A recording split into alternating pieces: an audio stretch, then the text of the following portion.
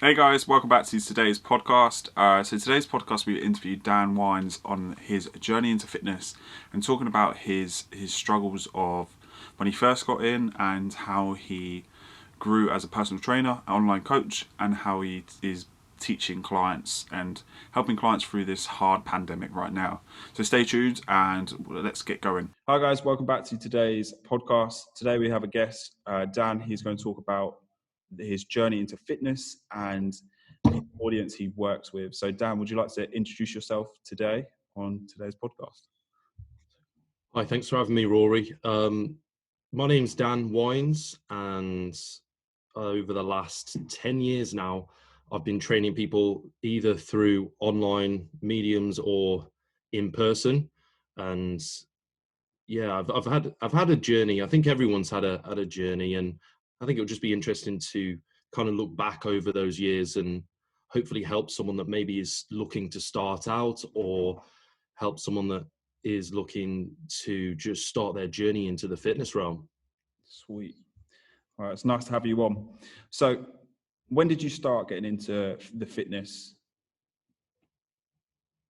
I think I started much the same as any other guy. Back then, social media wasn't really as big a deal as it is now. It was there, but it was the magazines. Yeah. It was, you'd walk past, I was probably 16, maybe 15 when I started to notice, the magazines, and started to notice it was kind of the same sort of time as the Marvel films started to become a thing. And, the physiques that the guys had in there, that kind of got me a little bit inspired. I think the first film that I saw that I was like, you know what, I really want to change my body was Captain America. Oh, okay. Well, the first one.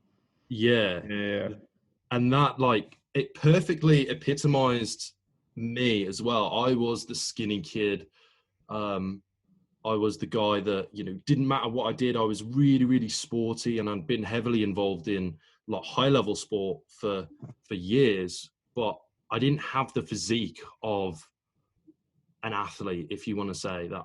I had the physique of like a skinny, um, for want of a better description, like a skinny weakling, a boy, Yeah. rather than, what you'd see on the front of a magazine cover.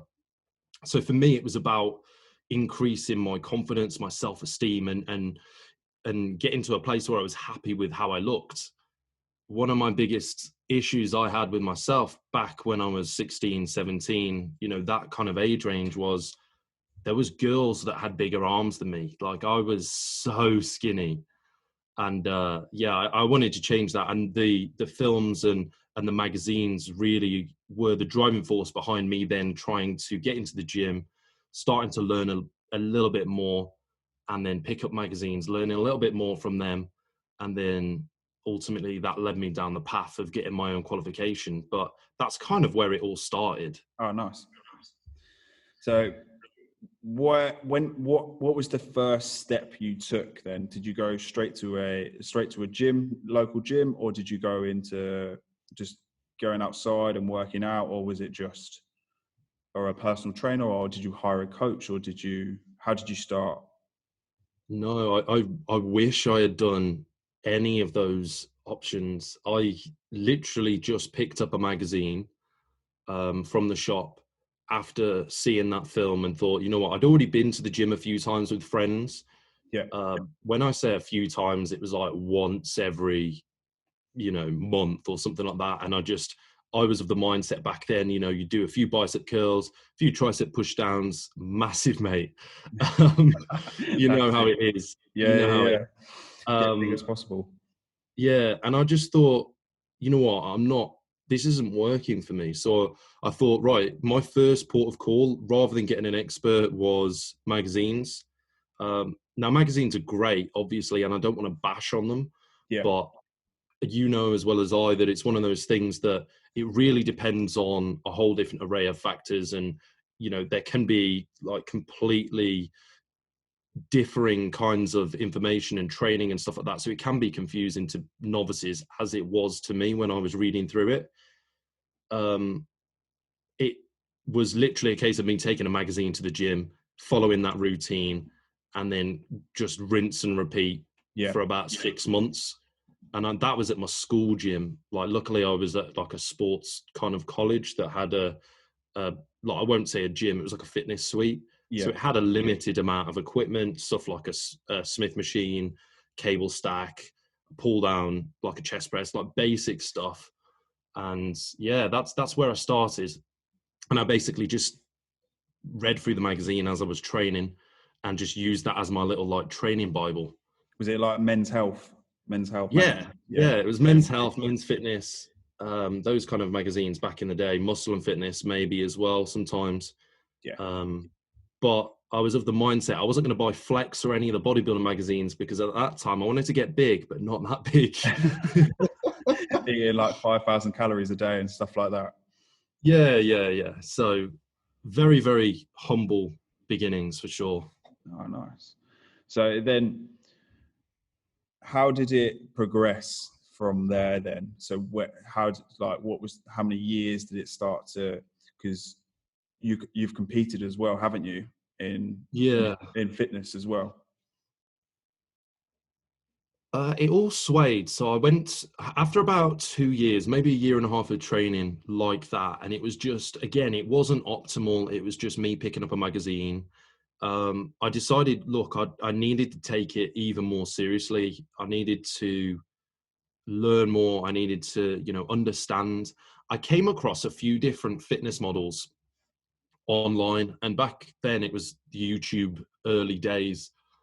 So that was people of the ilk of Scott Herman, Rob Riches, Greg Plitt, like those sort of guys were like massive back in the day on YouTube. And I just then started watching their videos, started learning more and more about the intricacies of working out as opposed to just the basics. So rather than just the exercise, like the form, the execution, and just breaking it down and learning those videos. And I just got obsessed, and I noticed as my body and my physique was changing, I did start to notice a huge difference in my self-esteem, the way I viewed myself, the way I carried myself. I could just, I could walk into a room and hold my own. That sounds terribly arrogant. That's not how I mean that, but just confidence wise. Confidence wise. I felt that I was able to bring something to a conversation, or, I was just much more, in my mind, a lot more level than I was, previously. And that continued to grow and develop. And I basically started, as I said, to watch these videos, and I got more and more inspired, and I wanted to kind of figure out what set these guys apart. And then I obviously realized very quickly that they were competitors, and the competing market was not the same as it is now. But yeah, I saw that, got inspired by that, and thought, that is my next challenge. Like, I'd love to do that. It would be something that I would, ultimately I knew that I wasn't going to be able to do that in a year. It was going to be a couple of years journey before I could get on stage. But, how did they do that? What do they have to do? And then I, started to follow them, like, stalk them. Watch the YouTubes, follow them on Instagram. Meet them as well. Everything, early days of Body Power, go and ask them the questions, what set them apart from every other person in the gym? Like, why were they getting incredible results? What was it that they were doing on a daily basis? What was their rituals, their habits, their routines that made them different? And I did that. I tried to figure that out, and I noticed it was consistency. Obviously it was the knowledge, their routines. I think a lot of people are and I was like it, we want the perfect routine. We look for people that have got the perfect workout or the perfect food plan. And I realized quickly that that was not necessarily the case, because these were all training slightly differently. And so I learned the fundamentals, progressive overload, getting heavier with weights, writing them down, like being accountable, these kind of things. Having a On little my diary. own. Yeah. Bringing that Exactly. diary into the gym and stuff like that. Yeah. Yeah. And I just kind of figured it out as I went along. So it was a much longer journey, unfortunately, than it could have been had I have got a coach at the time, or, just walked in with someone that knew what they were doing. So then it just developed into that. Then I got on stage. My first prep was way back in 2013, 14. So quite a long time ago now. And I did get a coach for that one, which was the best decision I could have ever done. Yeah. Who did you go with? I was with Adam Parr. Okay. Yeah. Yeah, I think he was with Grenada. He might still be. Yeah. Great guy. And yeah, he just taught me the ropes. He, showed me what to do. And I dieted, I'd got lean. For me, getting lean isn't the issue. I'm naturally very skinny. So if I diet for a few weeks, the weight will just absolutely fall off me. Yeah. For me, it was maintaining muscle mass and building muscle mass that I needed the most amount of direction in. But prepping for a competition is totally different. And there's lots of different variables that you have to look for. And I just didn't have the knowledge or even the confidence to do that. I wanted to make sure that was, guided, and I didn't have to think about anything. And I was petrified. My first ever competition, I remember thinking, like, the day before, I was like, I had this moment of, what am I doing? I've got to get naked in front of a few thousand people, literally in the smallest pants you can possibly imagine. I've just had a spray tan that's like the darkest thing I've ever seen in my life. I just couldn't believe it. And it was all because I was walking back from the spray tan. And because I'd never had a spray tan, they don't tell you, or I didn't remember that you'd got to take baggy clothes after your spray tan. And I had, like, what fitness guys are like. I had like the tightest top, and they were like, you can't wear that. So I had to walk through this town on a Friday night. Yeah, I had to walk through this town in like mahogany brown spray tan, topless, and the looks I was getting, honestly, like, I mean, I get it, don't get me wrong, but I just remember thinking, what am I doing? Like, I'm going to be doing this tomorrow, and I'm going to be like basically naked. And I was petrified. Like, I'll be honest with you, like, I've got no air of like concern about being honest about this, but it was one of the like biggest victories in my life, just being able to, confidence wise, step on that stage and just show people the work that you have put in over that 4 months, 5 months, and also show yourself. Like, it's so rewarding to be able to stick to every last thing you had, tick as many boxes as you can for that amount of time. And I think it's something that, it's a rarity. It's very hard to do. People do it in all areas of life, so I'm not just patting myself on the back, but sticking to a goal for a long period of time without deviating from the plan, I think that's something that everybody should be really proud of if they can manage it. It's a very hard thing. Even prepping for 4 or 5 months, it takes it out on you, definitely. Oh, 100%. I did the mistake of this when I got the tan. It was like, we drove up to get the tan and then drove home, and it was just everything you touch. It's just everywhere. You're like dark. You're like dark as a fence panel. It's like ridiculous. But, and then you go back the next day to get a top up. Yeah. I just, the funniest bits are like the bits that they don't tell you. Like, without going into too much detail, I'll leave it as a bit of an inside joke for anyone that has had a tan. Like the sock. Oh yeah.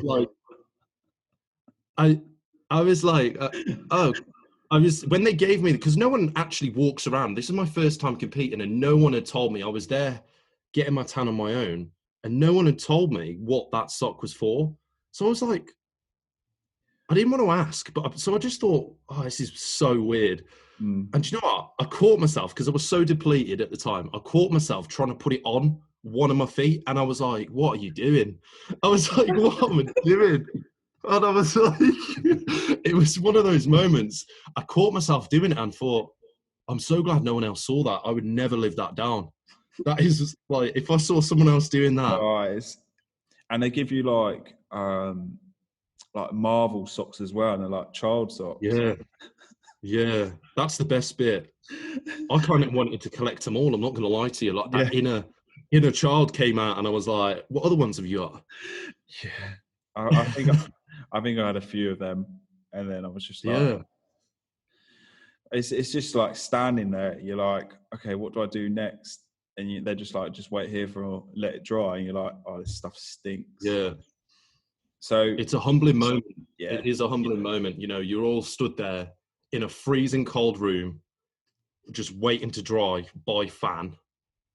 Yeah, that's probably the funniest experience I think of competing, apart from like the backstage camaraderie. Like that's probably the funniest thing. So what show did you first do? My first ever show was Pure Elite back in, I think it was 2013, 14. And then I kind of progressed into just like I never went into what I don't want to say like professional and amateur, because that's not probably the right descriptor, but I just stayed with more the fitness model type shows. So the Miami Pros, the Pure Elites, like the fitness model searches, those kind of things. That's what I kind of stayed with, because it just fitted my body type as well, to be honest with you. I love physique, but I just don't have the frame for it. How many shows did you do then? Can you remember? I think I did about, I did 2014, I did like one show that year.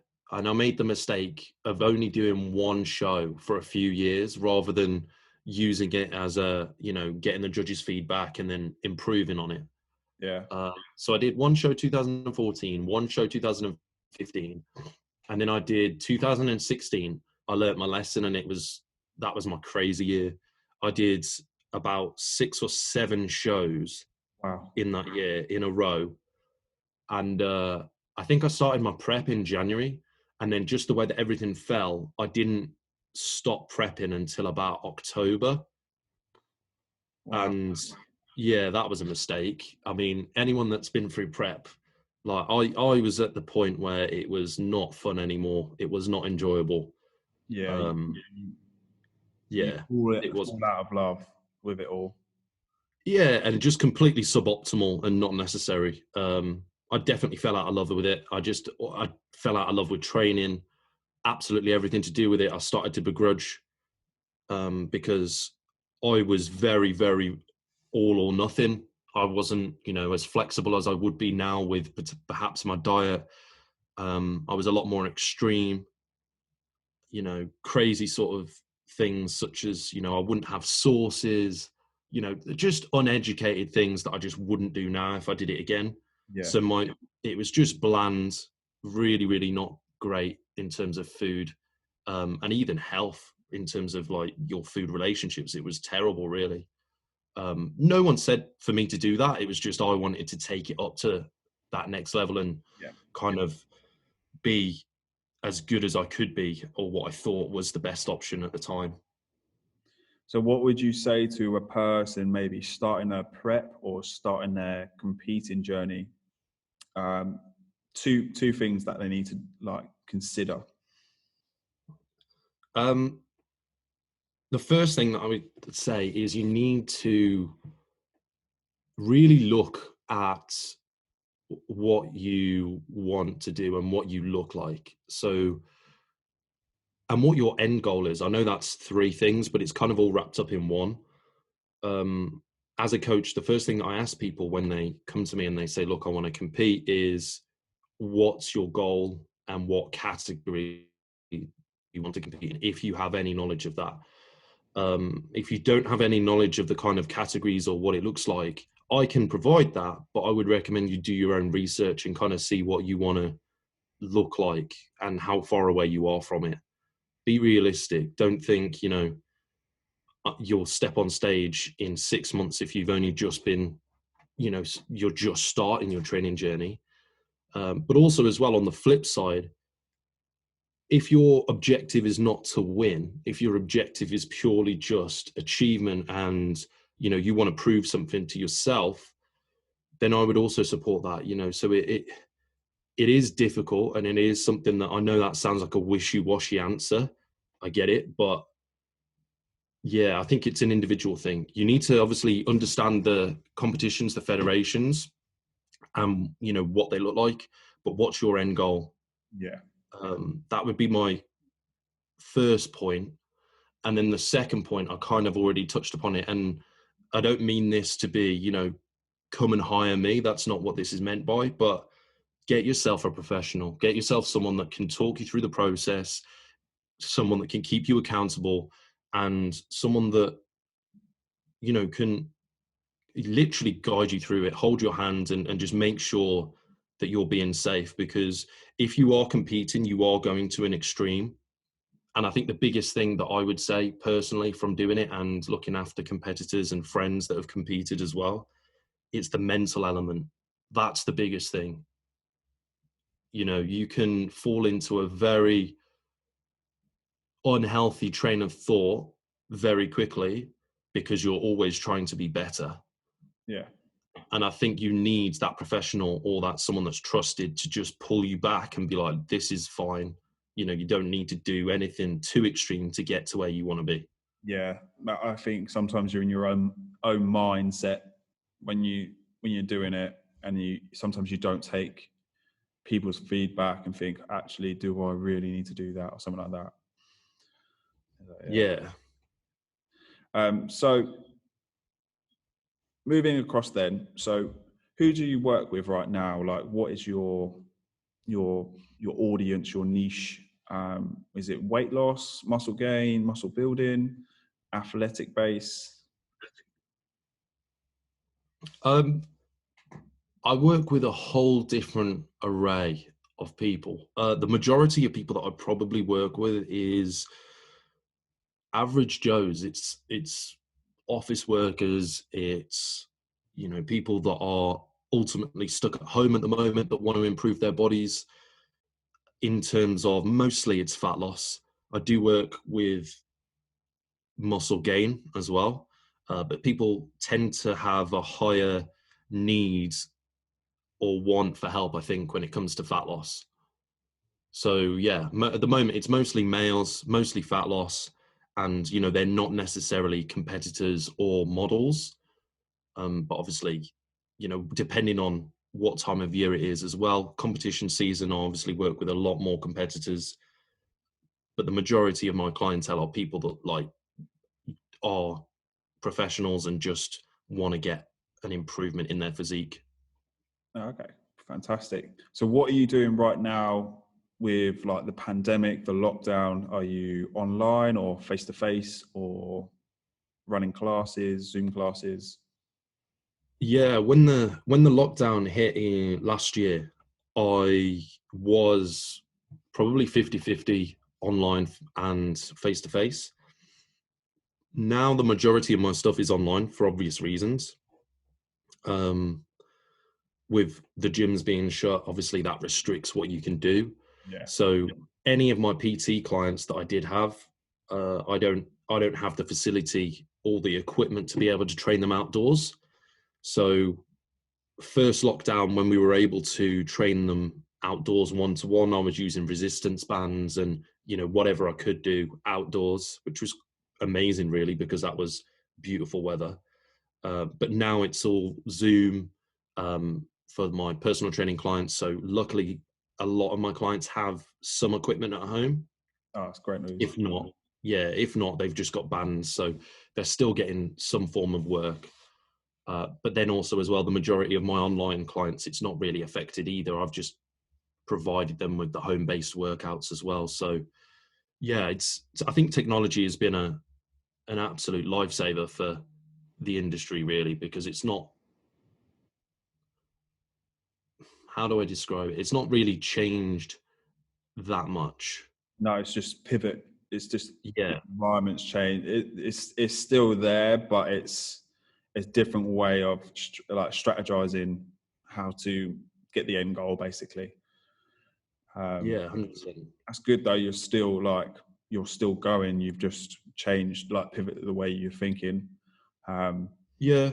like even speaking to a lot of personal trainers at the moment, they've just buried their head in the sand, haven't really talked to their clients. And even like it'll be a massive shock when they go back to the gym or when they restart again. A lot of them probably won't be there, and it's Yeah. amazing to see that you're still doing it and stuff like that.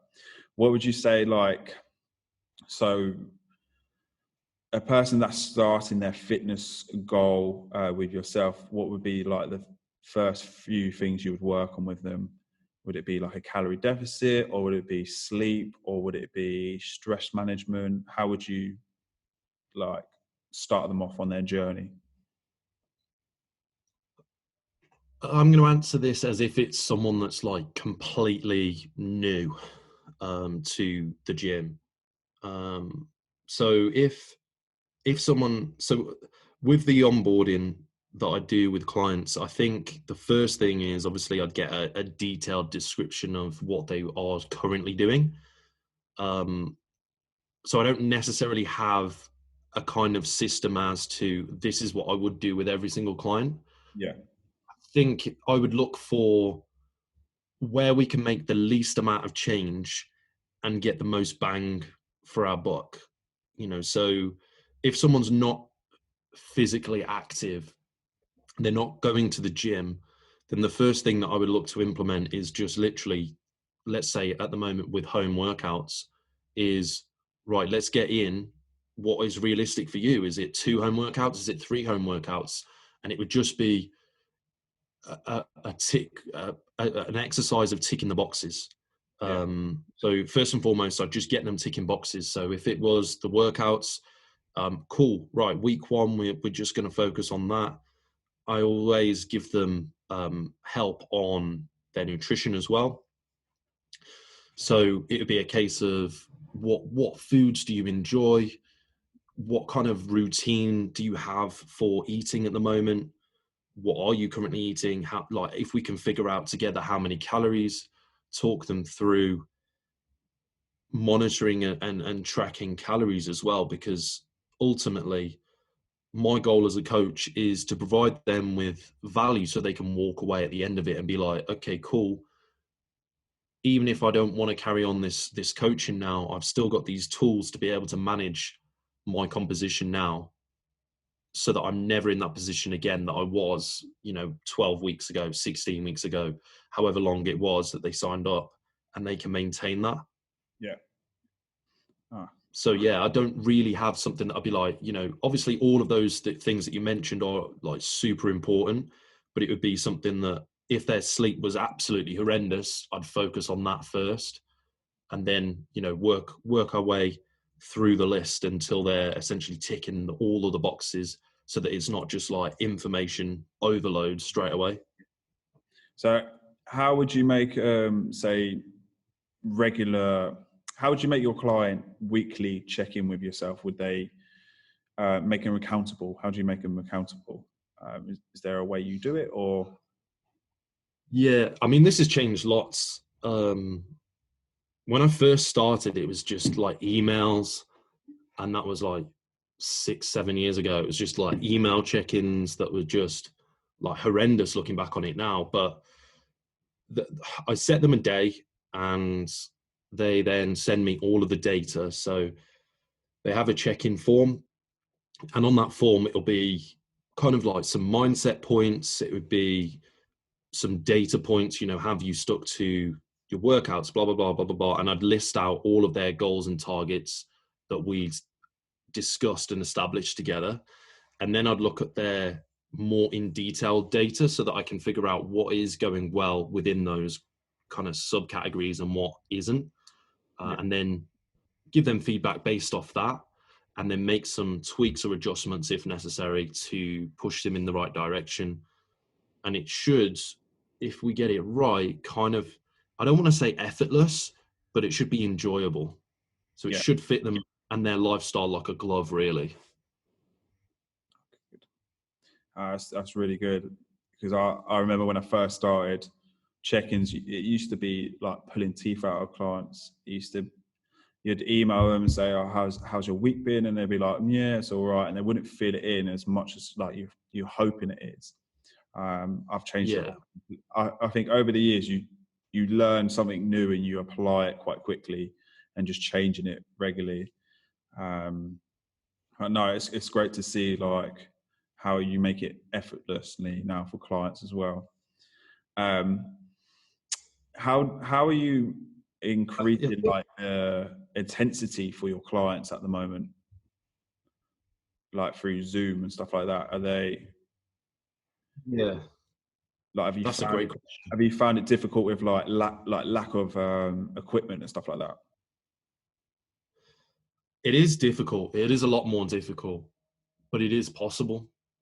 So it depends on the client. So if they've got resistance bands, that can be an absolute nightmare, because the variables that are at play there are huge. You know, if you attach a band to the door frame or a pole or whatever, you know as well as I do that depending on how far you pull that band, no matter what that band says, will dictate how How much? difficult that exercise is. Yeah, how much resistance is at play there.